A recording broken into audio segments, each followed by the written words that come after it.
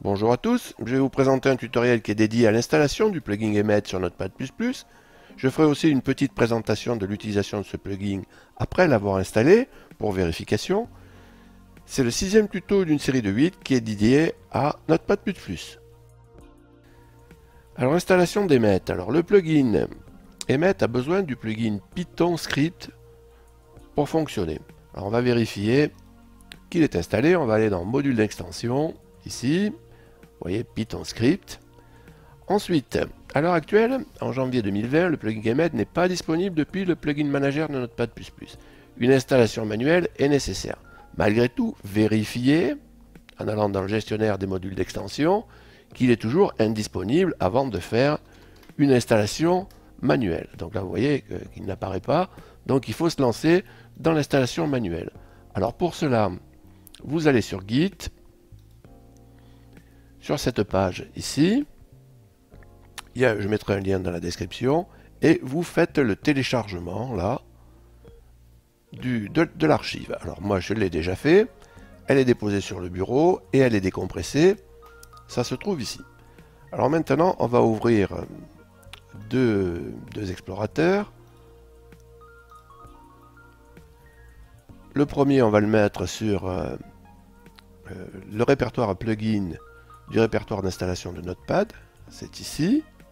Et le deuxième, on va le mettre sur la racine de l'archive. Alors, on va créer dans celui-ci un répertoire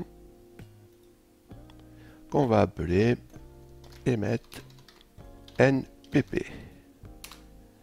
OK. On va descendre dedans et on va copier la DLL dedans.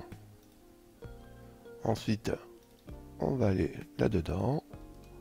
On va tout prendre et on va le mettre ici. Faire ceci pour tous les éléments actuels. Voilà.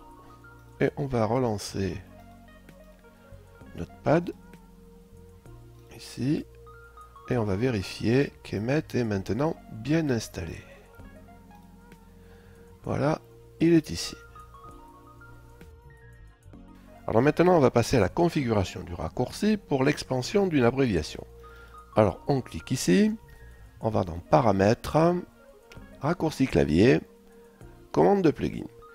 Et alors, qu'est-ce qui se passe? Vous avez la commande qui demande l'expansion des abréviations Emmet. Le raccourci clavier, c'est CTRL-ALT-ENTER. Et vous voyez ici qu'il est en conflit avec un raccourci par défaut de Notepad++. Donc, on va être obligé de le changer. Alors, on clique dessus, on fait modifier, et moi ce que je vous propose de mettre, c'est CTRL-E. Voilà. Donc moi, CTRL-E, si vous voulez, dans ma config, n'est pas en conflit. Alors vérifiez que c'est le cas sur la vôtre, sinon ben, vous en choisissez un autre. Et voilà, une fois qu'on a modifié, on ferme. Pardon.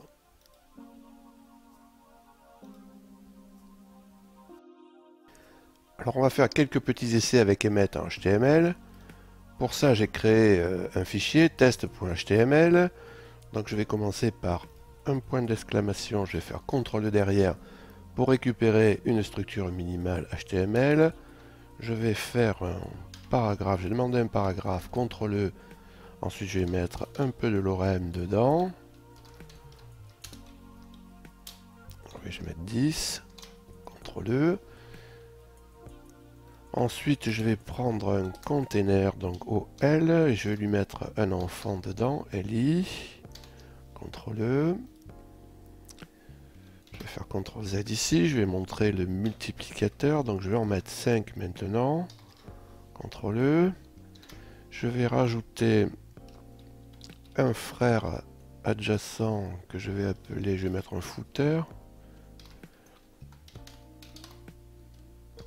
Voilà, donc il est ici. Et dernière petite manip, je vais mettre une classe sur